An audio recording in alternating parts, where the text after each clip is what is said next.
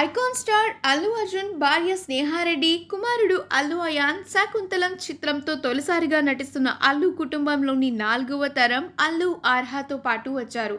బన్నీ, స్నేహ, ఆర్హా నటన గురించి చాలా ఉత్సాహంగా ఉన్నారు. మరియు సెట్స్లోని మానిటర్ ద్వారా వాళ్ళు ఆర్హా నటనా నైపుణ్యాన్ని నిశితంగా గమనించారు. బన్నీ నిలబడి ఆర్హాను విస్మయంతో చూశారు. అతను ఆర్హా నటనను పూర్తిగా ఆస్వాదించారు.